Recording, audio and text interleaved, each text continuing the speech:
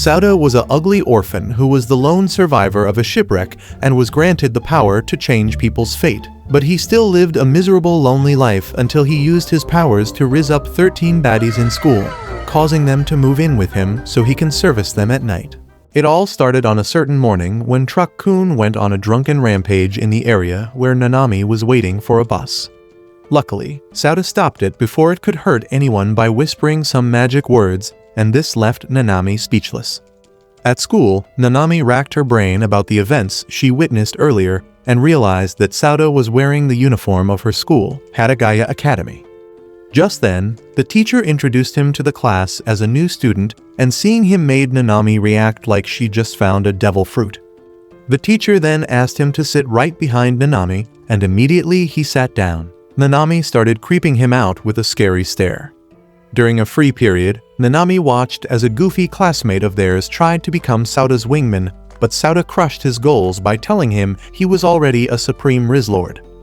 When he was approached by a girl who wanted to become his bedroom dance partner, he rejected her coldly and also refused the offer to join the baseball team by two sports nerds in a similarly harsh manner.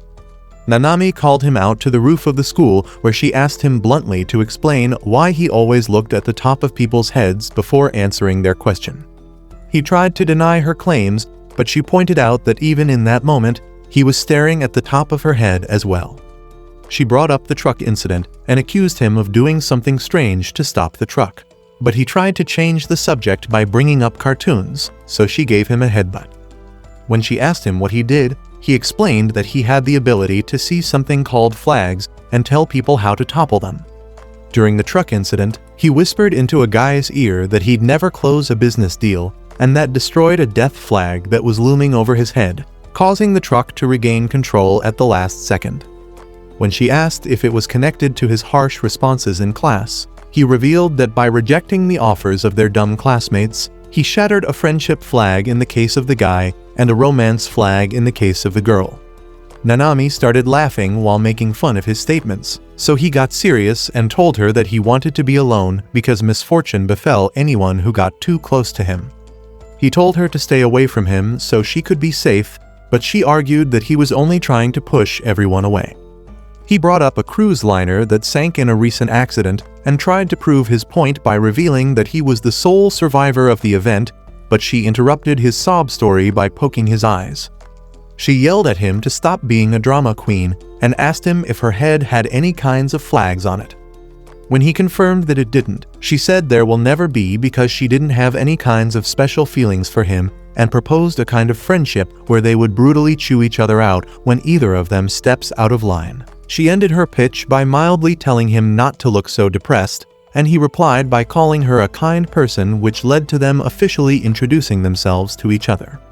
During lunch, while they were eating together under a tree, they were approached by a cheerful girl named Akane who Sauda noticed was carrying a friendship flag and wasted no time before acting like a complete goofball in front of them.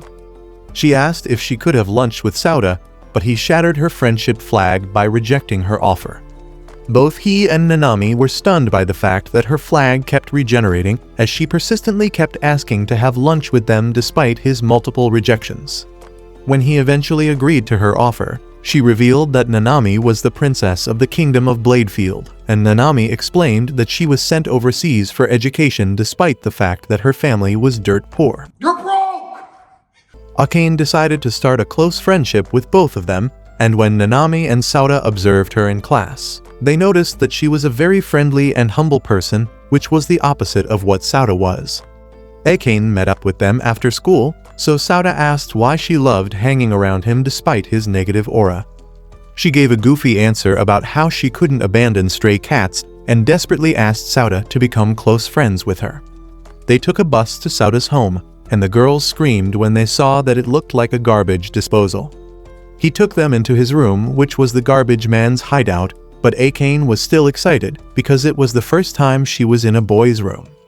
She revealed that she'd always wanted to be friends with Nanami, and when Nanami asked why, she said she saw her as a stray dog. Women. Her joke made Sauda laugh out loud, which was honestly thrilling for her to hear, so she wished him endless happiness, causing him to leave the room out of embarrassment.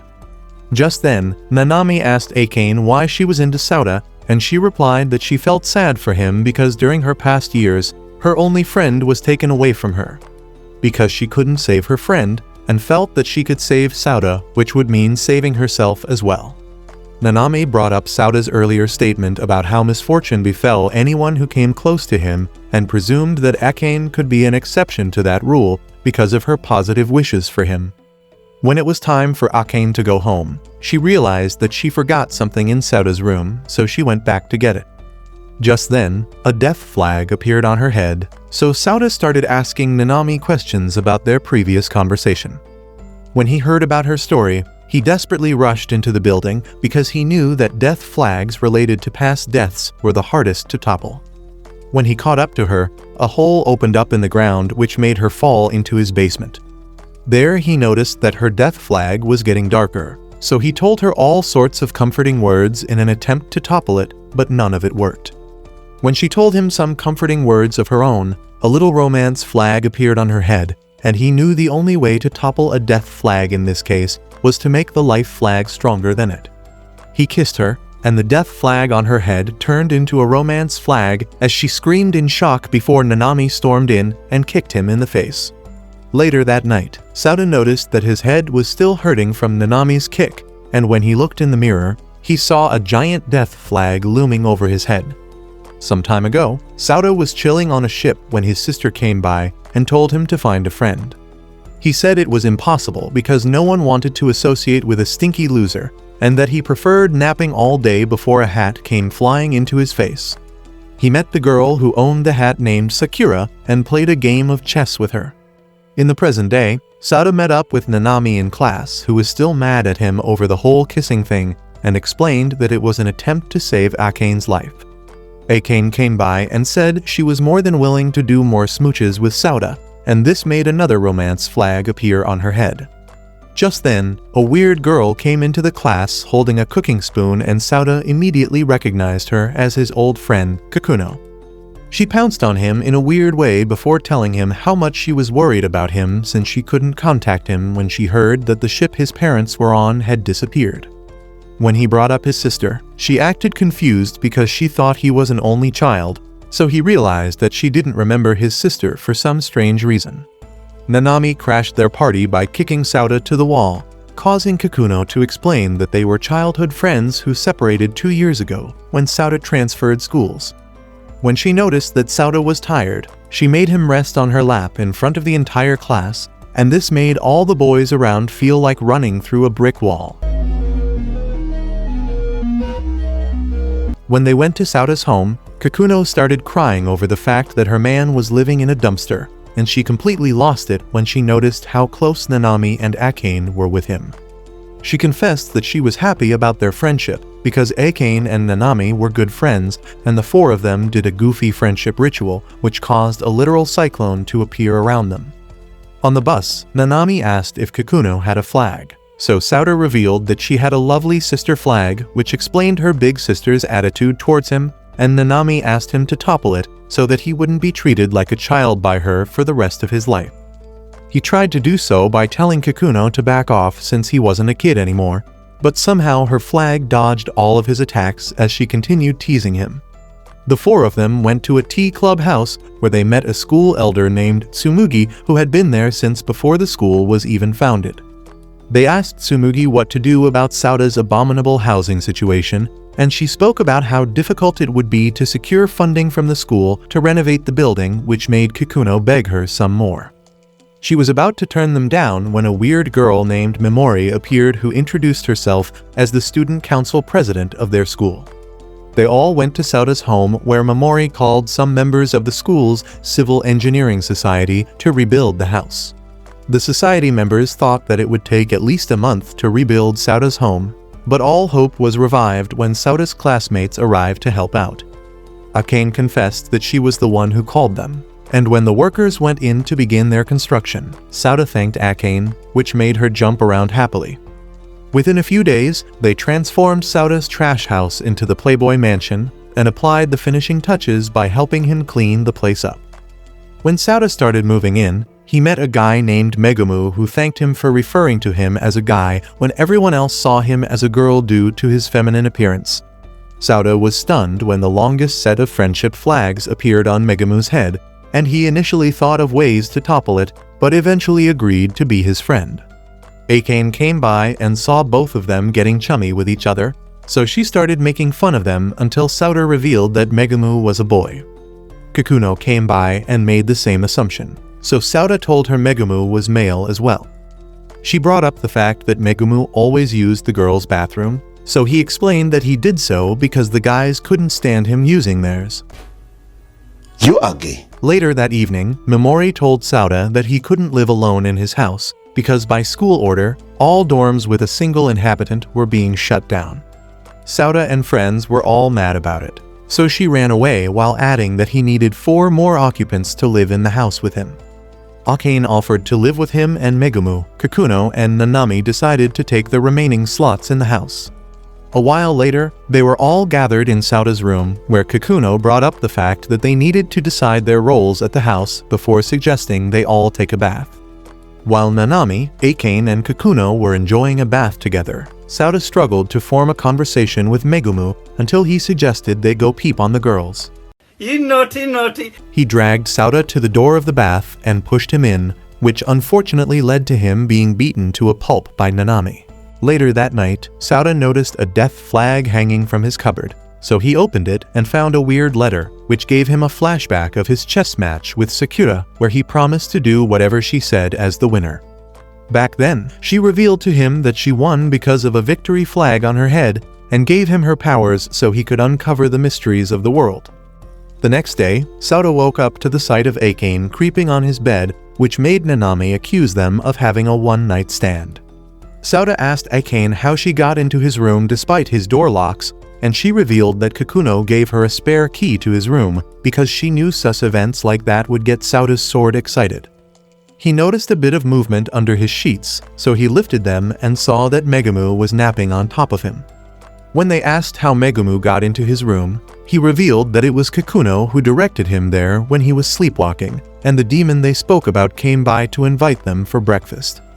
Their little playtime was interrupted by the sound of a helicopter outside, which dropped a giant containment chamber in their yard. When it opened up, a robotic girl came out of it and introduced herself as Ruri before her head fell off in a way that terrified the entire gang. When they fixed her back up, she explained that she was sent by a high-profile tech company which was owned by Akane's family to help her adjust to the new living conditions at the dorm. She asked if they accepted her to their cluster, and the entire gang agreed to have Ruri as part of their gang, but they noticed that the robot girl blushed when Sauda talked to her. Nanami secretly asked Sauda if he'd raised a flag on Ruri, but he said it was impossible for robots to bear flags. They all decided to go to school while leaving Ruri in charge of the house, but Ruri shockingly put on a uniform and accompanied them to school. During lunch period, Sauda and the gang watched as Ruri feasted on some electrical charges and talked about how she was beloved by the entire class. Suddenly, a broadcast came on their screen where Memori announced a carnival called the All-Week Athletic Carnival, where the school would engage in sports events throughout the coming week while contending for the title of MVP. This got everyone excited, except Sauda, who felt worried as he remembered the mysterious letter that was tied to Sakura.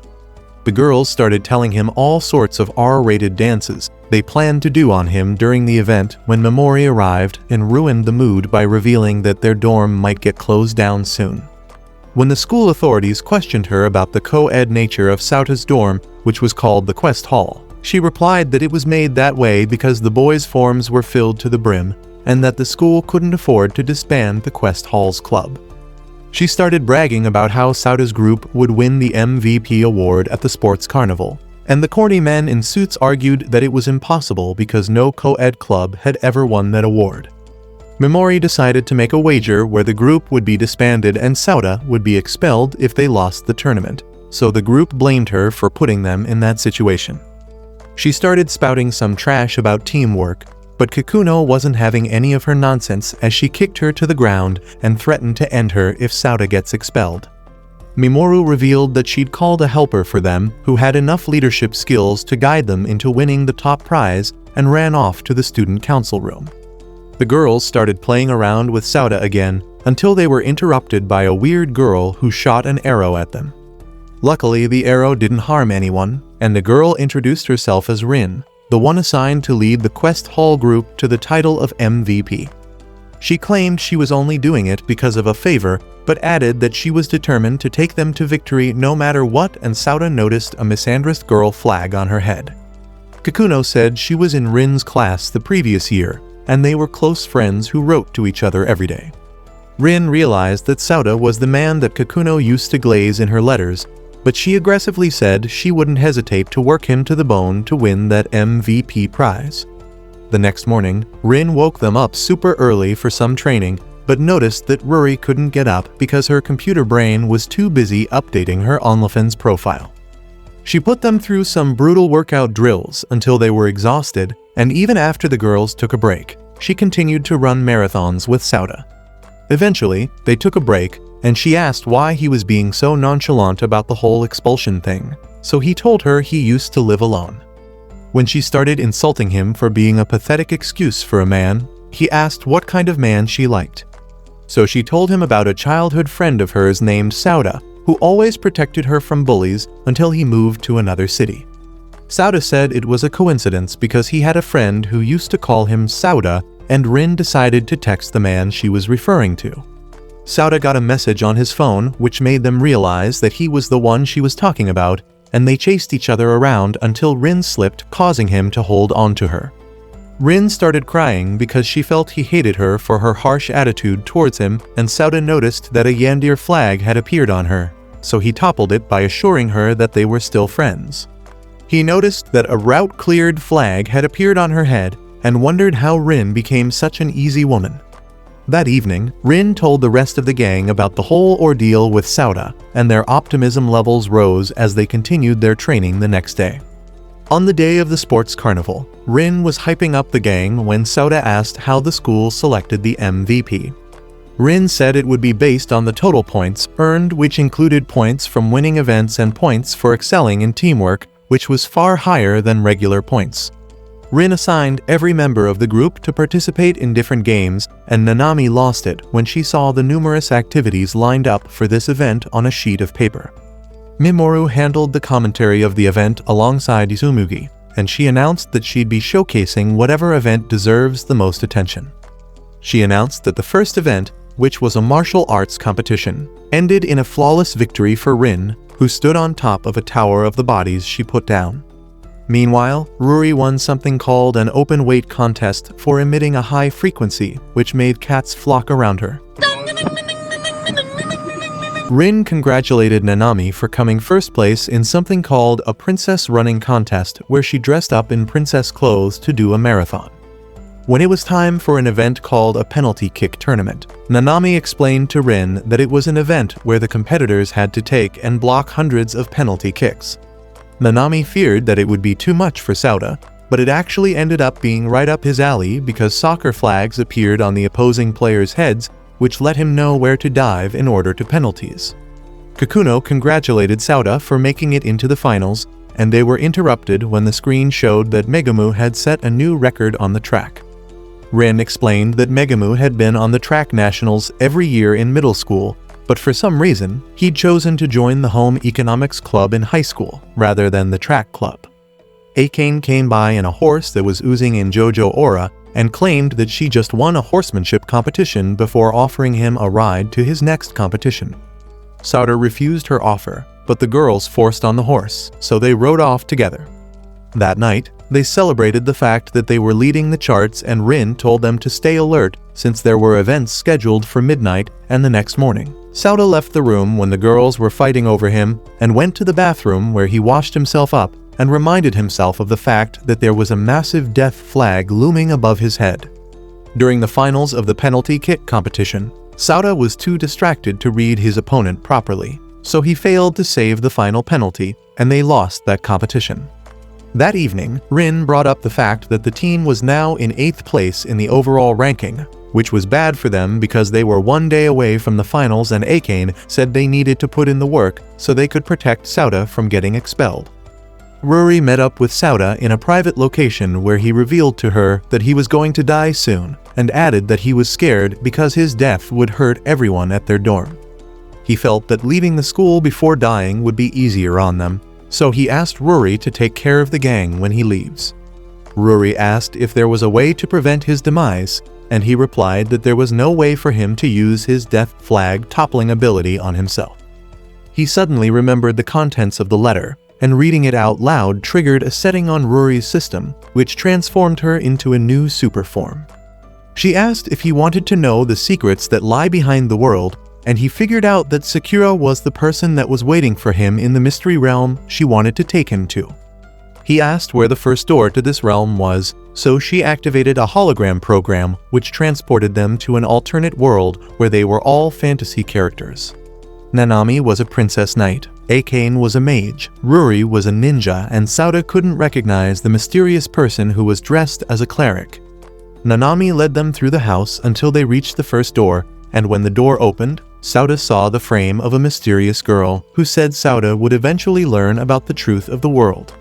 He regained his consciousness in the real world, where Ruri informed him that the program he just watched was last updated by a girl named Ruri in the 90s.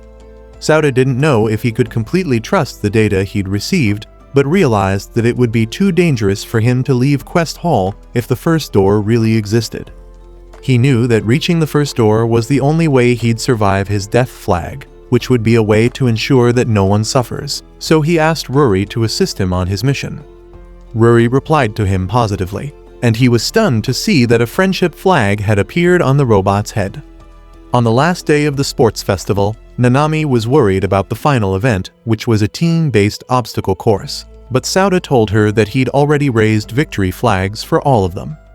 During the obstacle course, each member of the Quest Hall squad aced their parts by remembering the loving words Sauda told them before the event, which triggered their victory flags.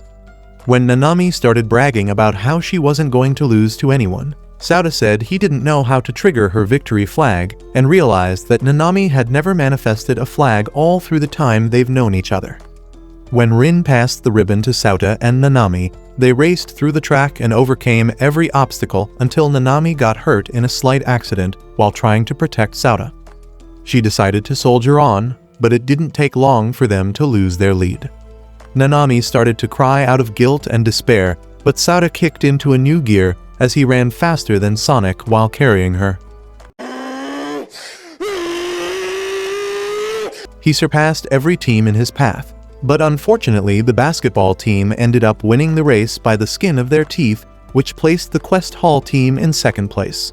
Sauda thanked the girls for their help, but they felt gutted by the fact that he'd be expelled.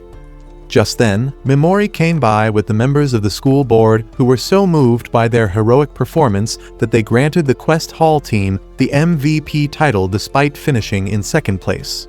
While the group celebrated their win, one of the board members who was watching from a secret spot transformed into a mystery woman and was impressed by how much Sauda had grown.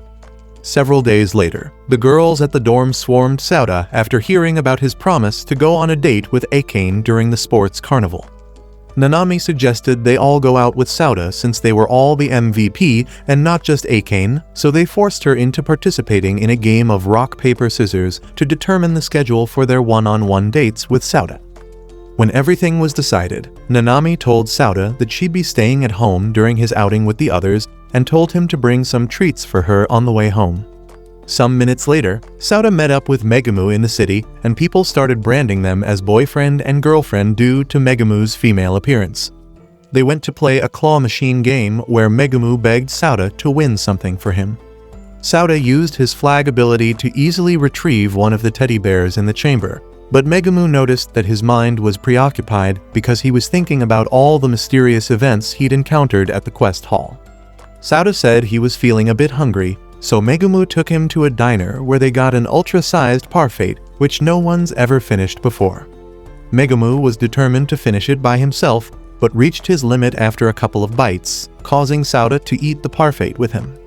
Sauda noticed that the entire cafe was watching them as they ate together, so he resisted the urge to clean a piece of parfait off of Megumu's face in a sus way and wiped it off with a handkerchief instead, which triggered a romance flag on Megumu's head. Afterwards, Sauda met up with Akane, who told him about how she had to ask her parents for advice since she'd never been out with a boy before, and they eventually reached the spot of her father's choosing, which was a boat riding area. The two of them rode on a boat together when Akane made things awkward by saying she wished for them to become a couple one day and tried to compensate for her dumb pickup line by showing some kung fu moves with one of the paddles. Sauda suggested they paddled the boat together, but when they tried to do so, Akane slipped and Sauda grabbed her in time to stop her from falling into the water. Things ended up getting more awkward because Akane felt shy about the fact that they accidentally kissed when he grabbed her, and Sauda realized that he could see through her clothes thanks to the water that splashed on her. He suggested they go somewhere private so they could dry off her clothes, so she took him to a library, which she said signified her gratitude towards Sauda and her old friend. Afterwards, Sauda met up with Rin, who instantly felt insecure about the girly outfit she was wearing, which triggered a Yandir flag on her head, and Sauda had to calm her down by assuring her that she looked great. They went to a park where they talked about how watching kids play reminded them of the good old days when they used to be partners in crime on the playground. Rin brought out some photos from their last years, and Sauda expressed how much he had fun with her back during those days. They saw an image from a day where Sauda challenged Rin to a peeing contest, and Rin got so embarrassed that she started yelling random nonsense at the park until she passed out.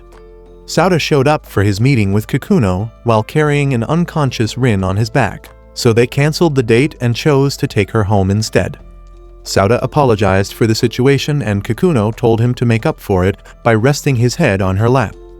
They reminisce about a time in their past when Sauda gave Kikuno a key holder, which was favorite thing ever, to console her when she was crying, and promised to be her little brother from that point on. A while later, the girls shared a bath together and talked about the fun time they all had with Sauda, which made Nanami feel a bit jealous. Sauda met up with Ruri, who informed him that an underground passage existed at the quest hall, which was blocked off until she dug it with her inbuilt drill. The two of them went into the secret tunnel and arrived at the first door, which Sauda opened up. When they went in, Sauda noticed that the place was empty apart from a box, which had drawings which signified their fantasy characters from the alternate world. Ruri said she couldn't scam that box because it was made of foreign material, so they decided to leave it for the time being. He asked about a hole in the wall, so she revealed that it led to a forest outside of the building.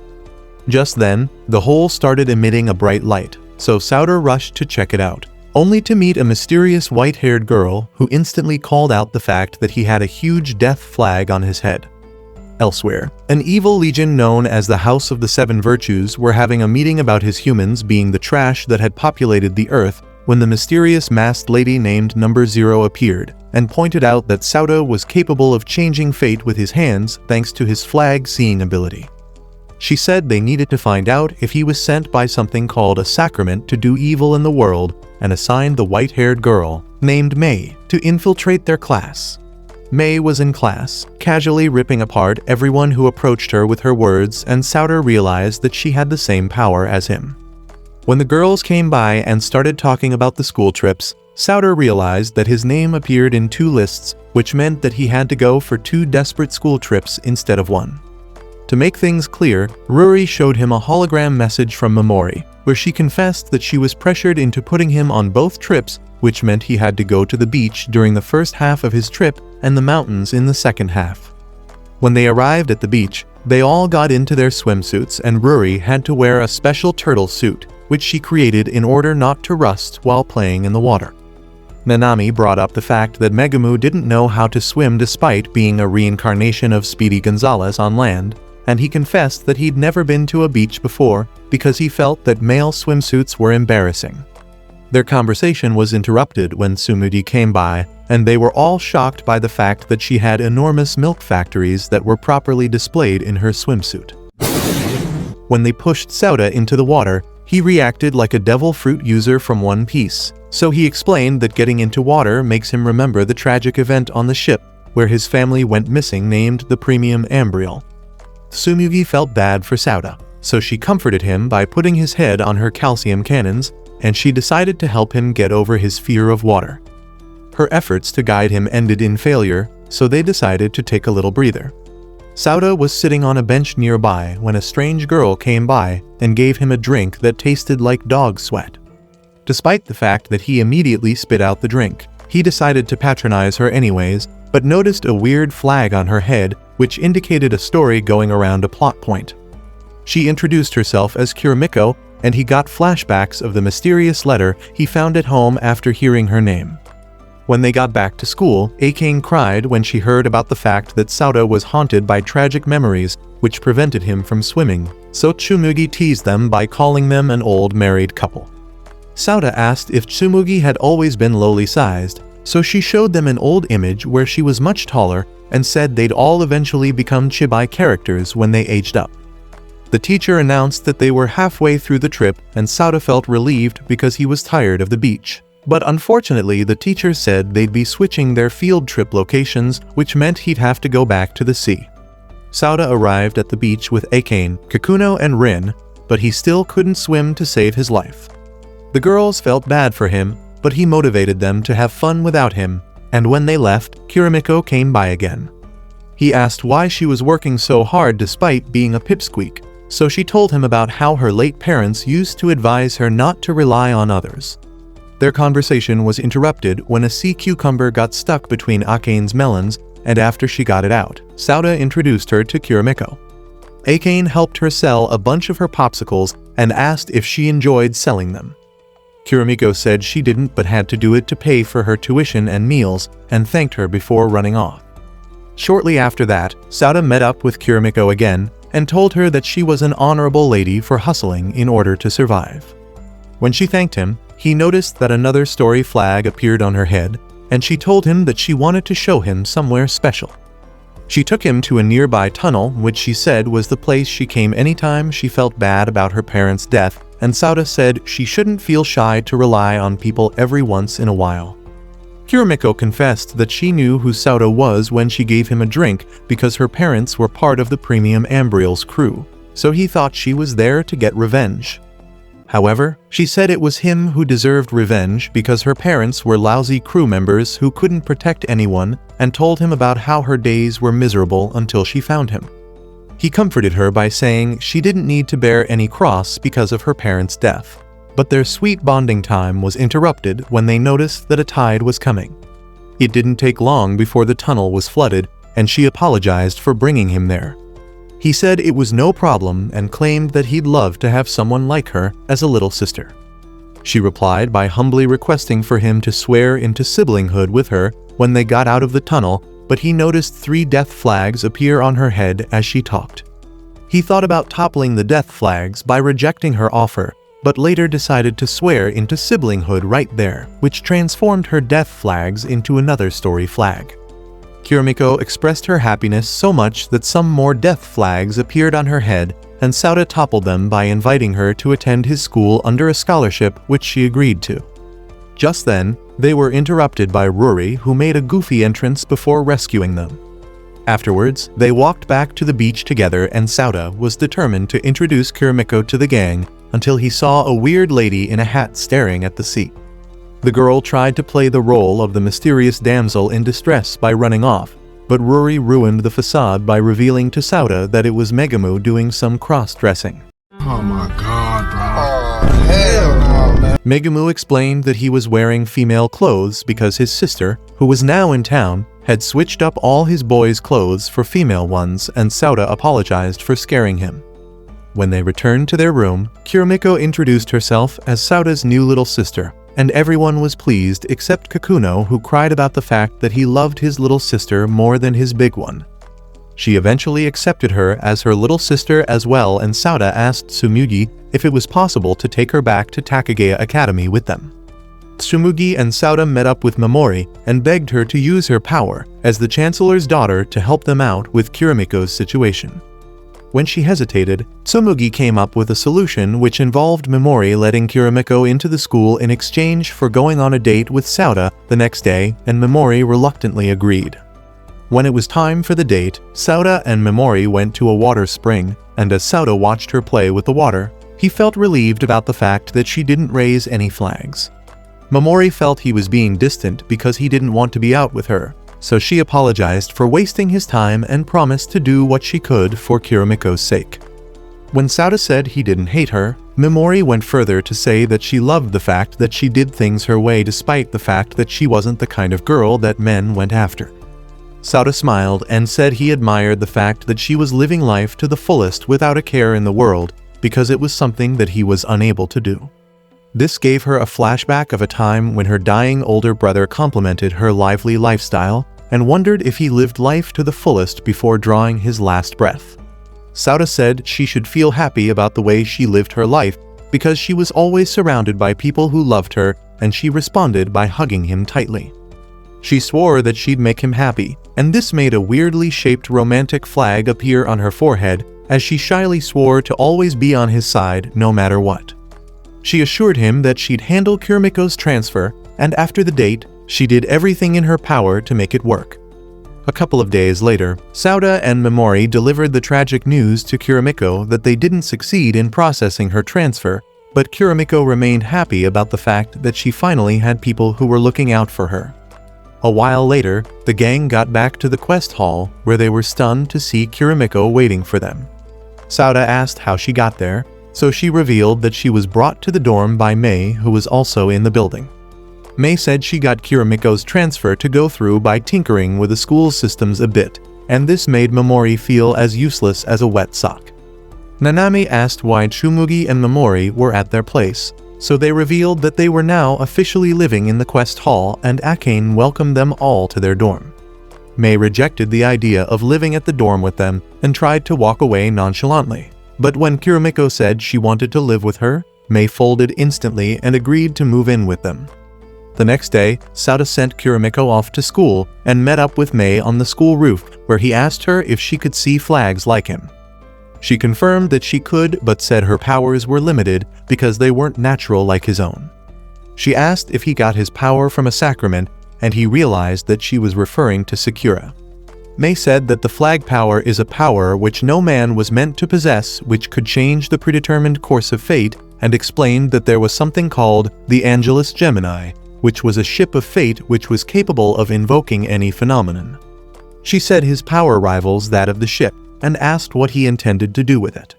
Sauta replied that he intended to topple the massive death flag on his head and fulfill Sakura's request of discovering the truth behind the world.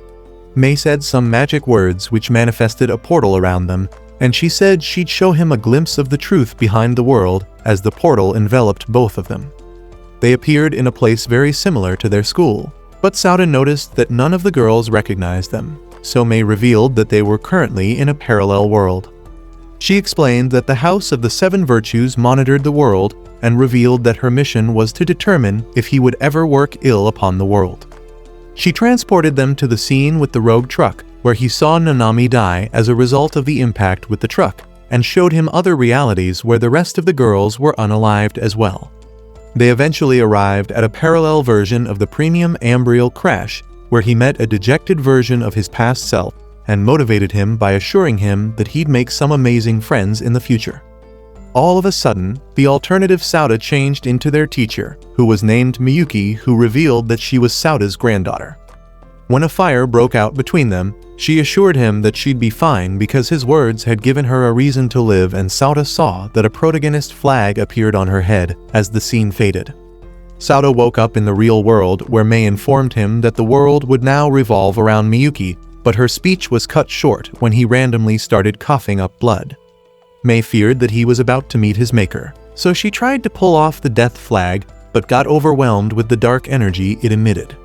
After an epic struggle, she managed to suppress the effects of the death flag, and right when she started feeling comfortable, Sakura appeared and erased her memories so she wouldn't ruin Sauta's journey.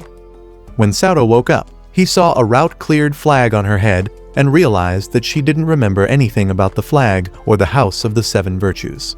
Several days later, Sauta was taking a nap on Kakuno's lap when Rin showed up and started yelling at her. The three of them ended up eating some watermelon slices, and they talked about how the rest of the Quest Hall squad had gone home for the meantime. When Rin brought up the fact that Mei was acting softer than when she first came, Sauta thought about how Mei only lost memories related to flags and the House of the Seven Virtues. They were interrupted when Ruri crashed into the yard and flew off while carrying Sauda. They landed in a mansion where Akane rushed to meet them and apologized because Ruri's sudden actions were due to her wish to see Sauda. When Ruri left, Sauda and Akane went inside the mansion where Akane started freaking out of embarrassment, but Sauda calmed her nerves by rizzing her up. A while later, the rest of the gang joined them at the mansion and Sauda asked why they came. So Rin explained that Kakuno called everyone desperately after Ruri snatched him.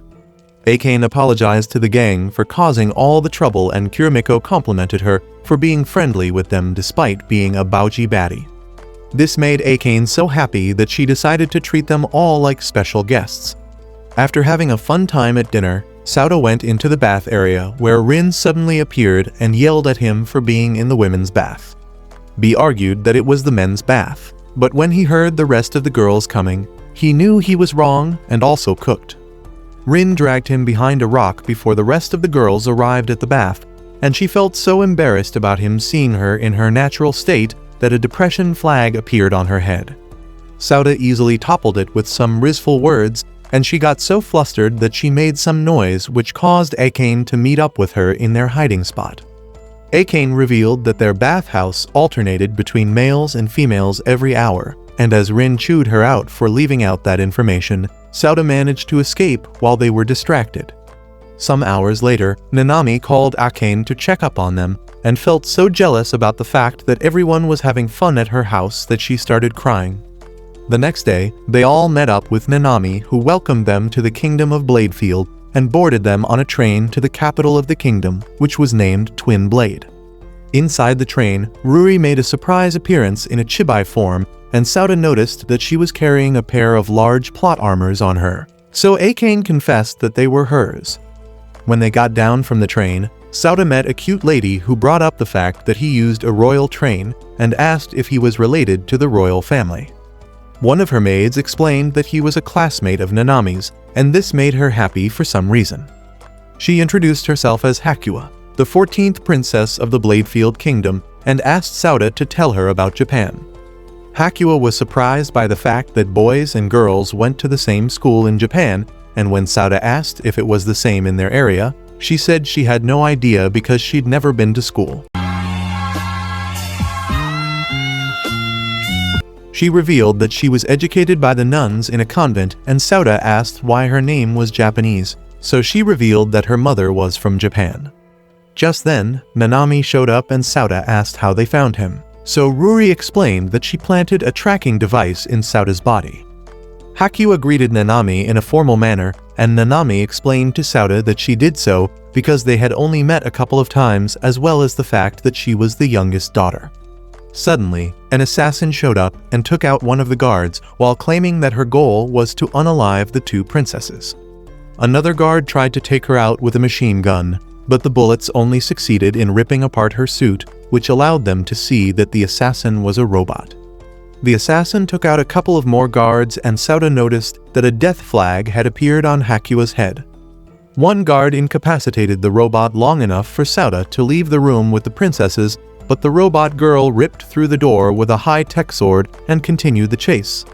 Nanami asked Ruri if it were her main body going haywire, but Ruri said it was impossible since her main body was under maintenance and presumed that it was a European model that was made for assassination. Despite her Smurf body, Ruri tried to fight back, but got straight up ignored by the assassin robot, and the bot continued the chase until it eventually started firing energy blasts at them.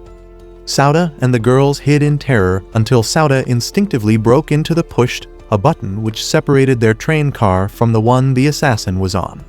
The mysterious masked lady destroyed the robot by stabbing it in the back, and Sauda explained to the princesses that he simply used a successful escape flag to help them get through the event.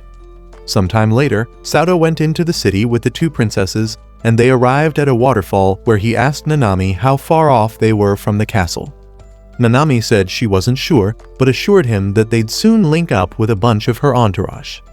She revealed that the assassins from the House of the Seven Virtues were after their life because they knew the king didn't have much time left to live. They were interrupted when Number 0 showed up along with some other members of the House of the Seven Virtues, and revealed that they were sent by the crown prince to escort them to the castle. Nanami explained to Sauda that the House of the Seven Virtues is a special parliament that handles politics of the nation along with the king, adding that it's an organization that defended the kingdom of Bladefield for centuries. When they arrived at the castle, they reunited with the rest of the gang, who expressed how worried they were for them after hearing about the assassination attempt. Just then, the prince who was named Elia showed up and thanked Sauda for looking after his sisters. Number 0 met up with May, who she referred to as Number 7. But May had no memory of her whatsoever, so she acted like it was a mistake and walked off. That evening, Number 0 met up with Elia and informed him that she'd succeeded in crushing all the oppression like he asked.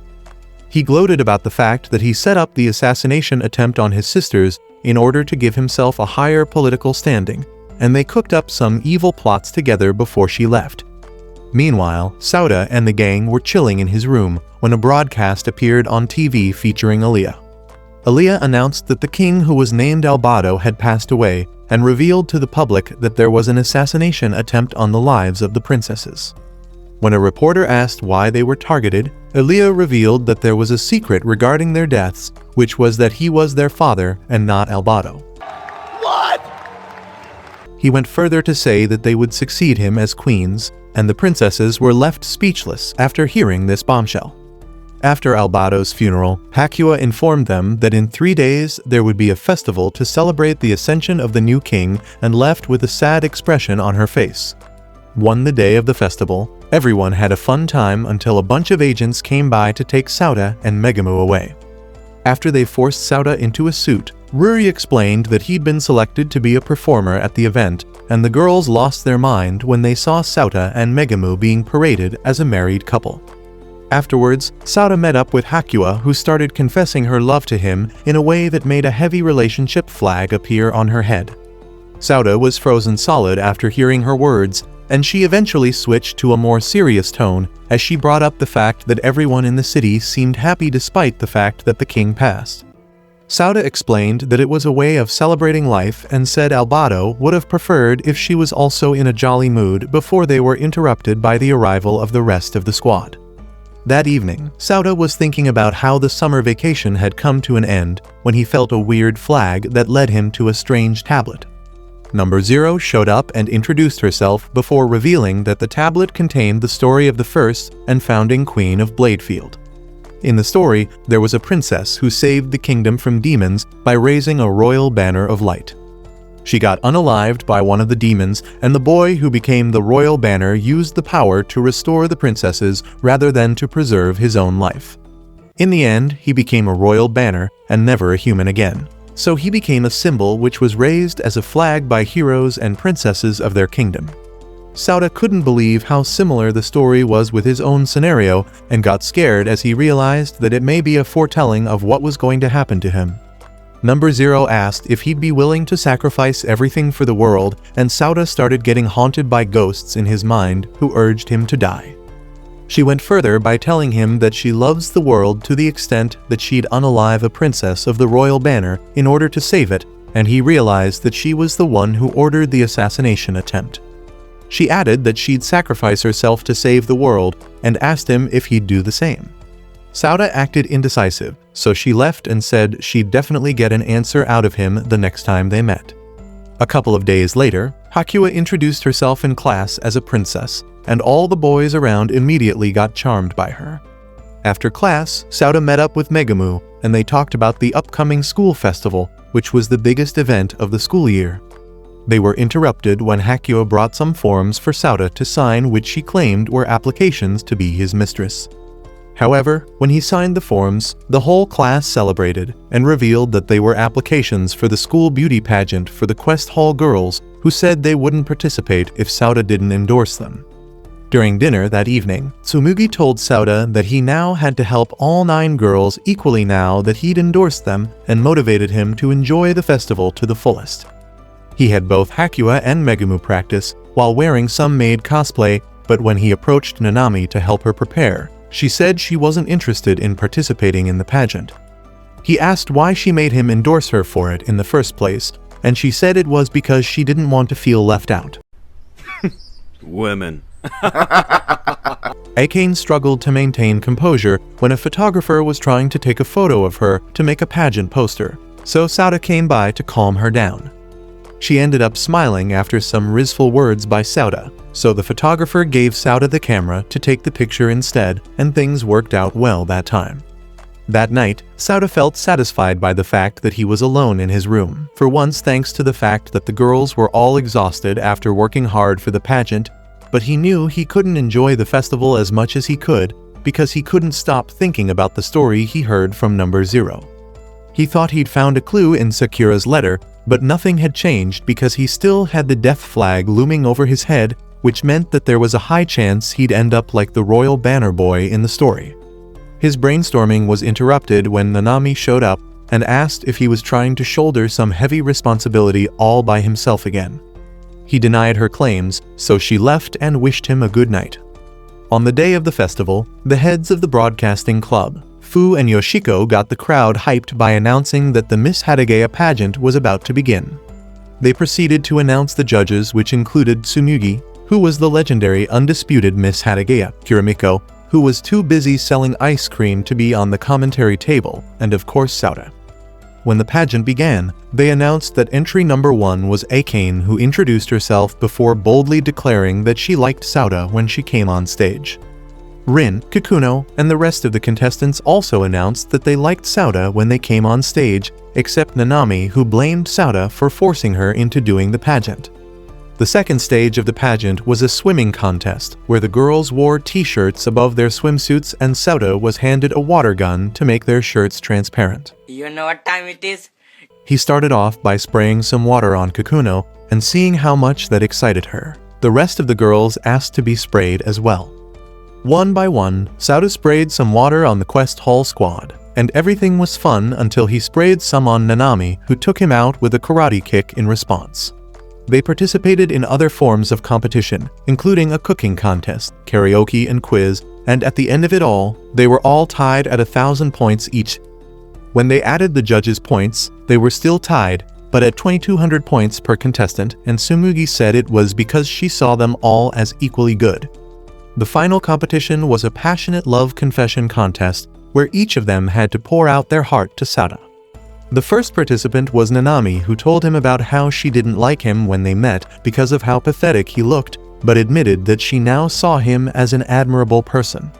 Sauta was so moved by the fact that she was thinking about him that his eyes became a waterfall. The rest of the girls were so moved that they all forfeited, and Nanami was officially declared the winner of the pageant. The prize was a school festival date with Sauta, and she surely enjoyed it to the fullest by stuffing her face with every festival junk food around. When they arrived at a certain staircase, a strange girl wearing sunglasses collided with Sauta and begged them to hide her.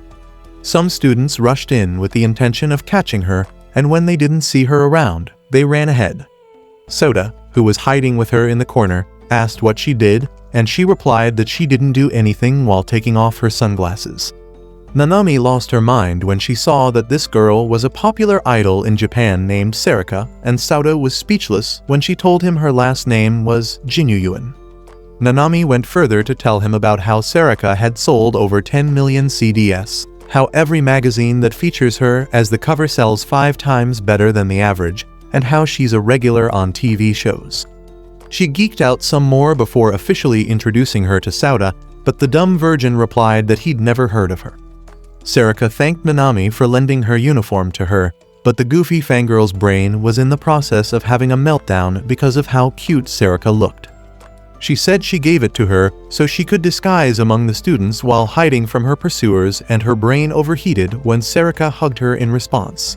Sauta asked what Serika was doing there, so Nanami informed him that she was there for a special live concert which would be held on the last day of the festival.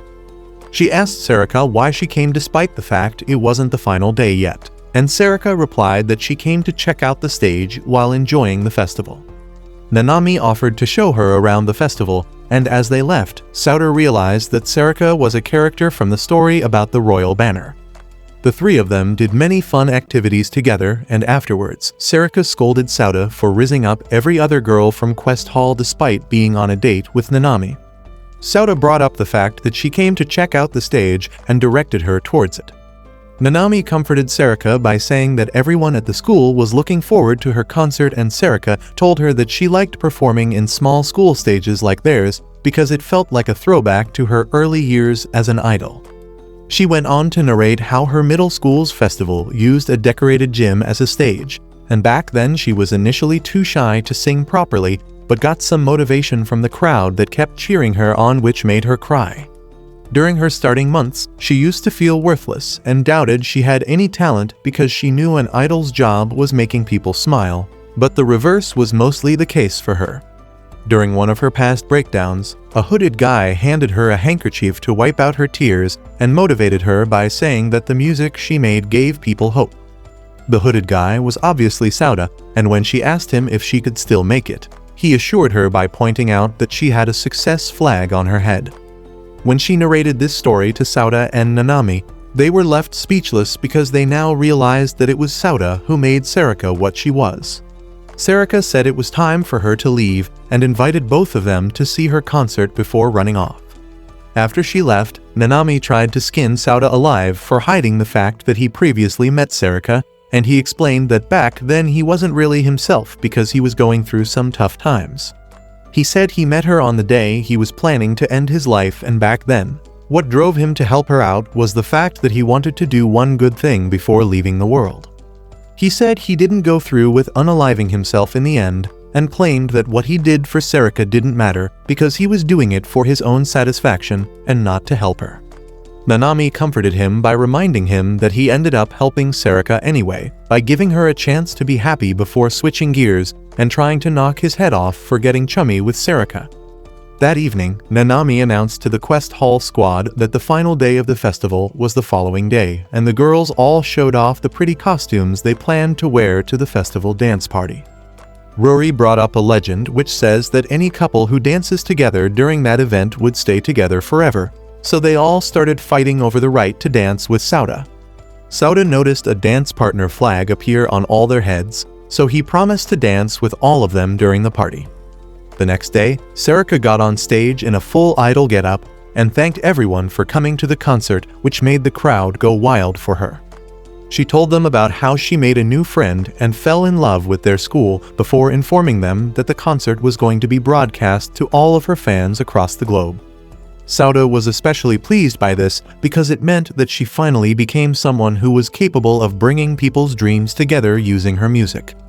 Sarika looked around to spot Nanami in the crowd, and when she saw Sauda, she finally recognized him as the hooded man who kept her dreams alive.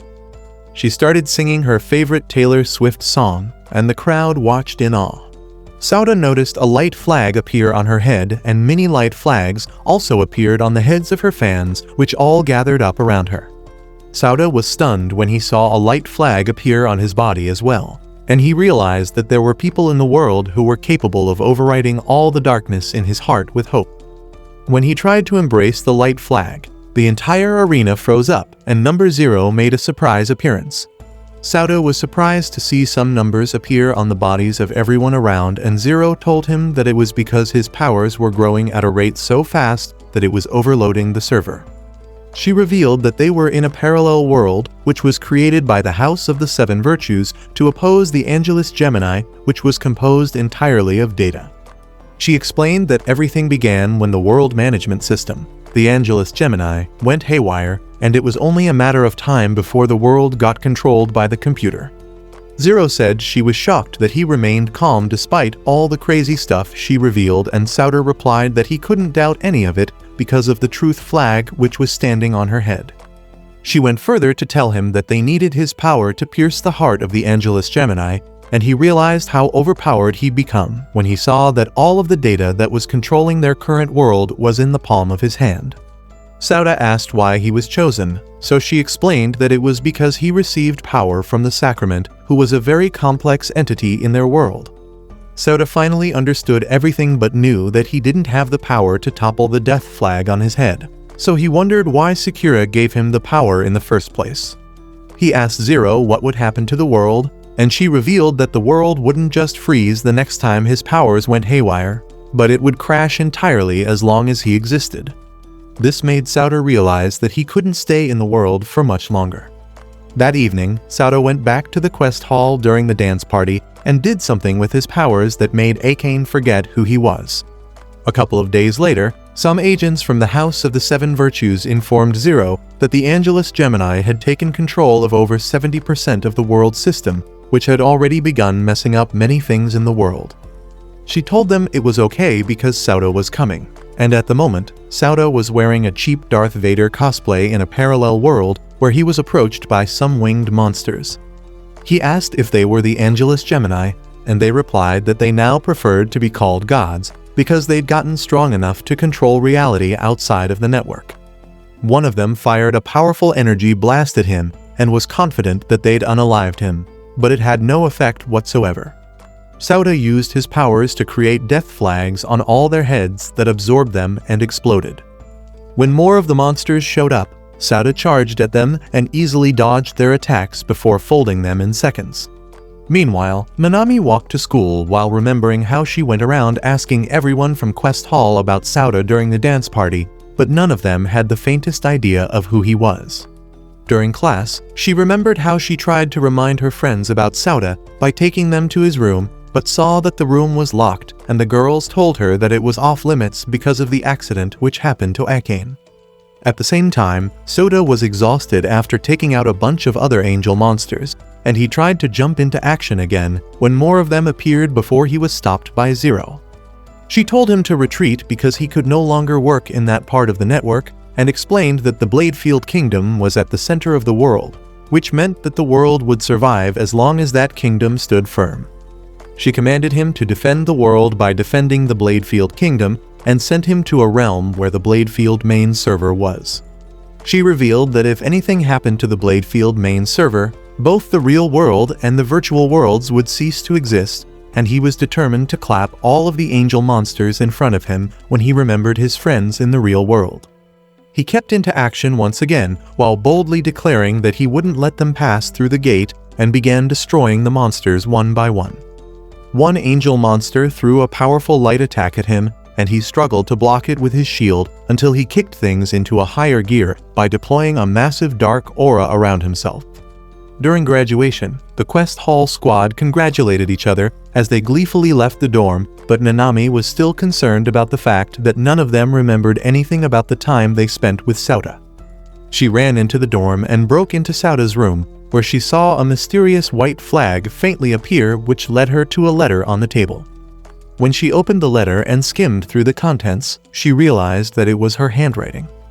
Ruri suddenly came by, and when she said Nanami had broken through Sauda's encryption, she was surprised that Ruri remembered Sauda.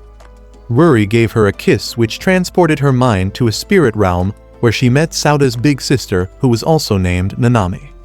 She revealed that the world was built on top of a network, and that Sauda was Nanami's little brother in the real world. Spirit Nanami said it all started when the House of the Seven Virtues moved to prevent Angelus Gemini's world domination, and Nanami asked why they do that because she believed that they were only a special parliament of the Kingdom of Bladefield. She suddenly regained her memories and realized that the House of the Seven Virtues was a secret organization that raised Bladefield's influence in the international community by controlling the world's information. When Spirit Nanami revealed that Zero was targeting Sauda, Nanami asked why they'd go after the Prince of the Kingdom. In response, Spirit Nanami said that every word of the Bladefield Royal Banner story was true, and that the founder of the Bladefield Kingdom named Kagura was a descendant of the Princess Knight and the Royal Banner from the story. She added that a descendant with unusual powers was born in each generation, and Nanami realized that she was referring to Sauda. Spirit Nanami revealed that number 0 linked Sauda's mind to millions of virtual worlds in order to draw out his latent powers through an immense number of simulations. Nanami asked if her purpose of coming into the virtual world was to save Sauda, and Spirit Nanami confirmed that it was before informing her that number 0 interfered by splitting them into 2 separate bodies of data and imprisoning her. Spirit Nanami also told her about how she escaped from Zero's captivity, using Ruri's help, but ran out of power before she could completely set up a program to assist Sauda, which made her temporarily rest in Ruri's body. She added that it was thanks to this that the personality named Ruri was born as a fragment of her feelings was etched into the AI, which led her to help Sauda. Spirit Nanami said it was finally time for them to become one again, and brought up the fact that Sauda had been fighting alone in a virtual space which was inbound from the concept of time before saying that they needed to save him. When she mentioned the heroes of the royal banner, Nanami remembered the fact that she cried when her mother read her that story and decided to give the real one a happy ending. They finally merged into one being, and Nanami reawakened in the real world, where she asked Ruri to help her in her mission before noticing Akane at the door. With teary eyes, Akane confessed that she knew she was forgetting something important, and Nanami asked her to help her as well, so she agreed. Nanami thanked her and noticed that the entire Quest Hall team was in the area, which made her happy. They went into the secret tunnel from earlier where Nanami talked about Sauda and told Hakua that he was her big brother. They all placed their hand on the mysterious box, which had the characters from the story drawn on it, and it made them regain their memories of Sauda before manifesting a giant flag, which covered them in aura. At the same time, Zero was complimenting Sauda after Junior bodies all the monsters in the area when he suddenly started seeing defeat flags. When the monsters respawned, he started thinking of ways to defeat them, until the premium Ambriel made a sudden appearance and blasted them to bits. Nanami showed up in a night costume, and the rest of the girls appeared dripped in fantasy gear, as well as she declared that they were there to save him. Sauda got so overwhelmed by emotion that he started crying, and as the girls jumped into battle, he wondered why they came for him. The girls yelled out all the good things that Sauda had ever told them as they used their magic powers to take down the angel monsters one after the other. Kikun felt sorry about the fact that she couldn't be there for Sauda when he was suffering, so she decided to go all out by summoning a huge dragon which Tsumugi rode on as it fired a massive breath attack that destroyed a bunch of angel monsters in the area. Kurumiko and Mei used their magic attacks to destroy some other angel monsters, before Rin took out some other ones using all the best sword skills from Bleach. Sauda said he couldn't give them anything in return for coming to save him, but Akane argued that he'd already given her something amazing. She explained that she always felt empty inside after losing her friend until she met Sauda and got to spend time with him. She confessed that she loved Sauda, and he smiled as she leapt into battle. Zero found it hard to believe that the girls were actually destroying the angel monsters because they were only virtual entities in a virtual world. All of a sudden, the angel monsters started finding their auras into one massive ring, and Sauda identified their fused auras as the final boss flag. When it manifested as a huge majestic monster, he realized that it was the true form of the Angelus Gemini. The Angelus Gemini fired a powerful blast of light that took out all of the girls, and Sauda retaliated by charging at it with full force. He was stopped by a huge blast and wondered how he could stop this monster from destroying the world before remembering the death flag he was carrying. Sauda suddenly felt something flowing into him and mentally got transported to the scene of the premium Ambriel crash. Some girls were on board with him, and they all feared for their lives, but he assured them that they'd survive before noticing a strange girl in the corner. When the ship started shaking, he grabbed the girl's hand and ran to another part of the boat where she introduced herself as Laplace's demon. Sauda was surprised when she called his name, but before he could ask how she knew it, a man who was being crushed by some load cried out for help. When Sauda went to save him, a fire broke out in the area which caused the building to collapse on top of Sauda. The man said he'd get some help as he ran away, and Laplace's demon came back a few moments later to tell him that no one was coming to save him.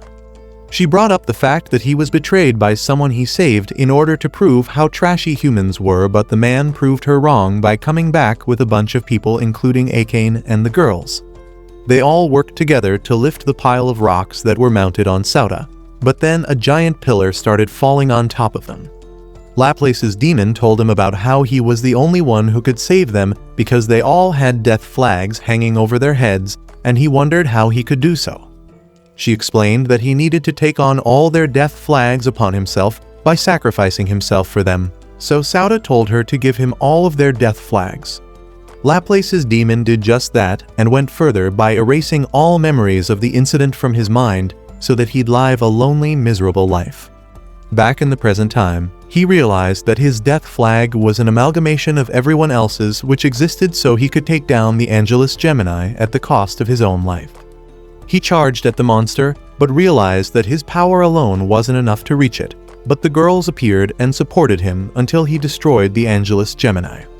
Sauda woke up several days later in a room and wondered where he was before Zero appeared and revealed that he was in the real world. He asked about the battle, and she confirmed that he won despite the fact that there was still a bit of a disturbance in the system. She confessed that she linked his mind to multiple virtual worlds and used him to defeat the Angelus Gemini. Zero went even further to explain that the Sacrament and Laplace Demon were emotions that the Angelus Gemini abandoned when it began its world domination, which were simulated by the House of the Seven Virtues along with the virtual worlds in order to find a way to fight the Angelus Gemini.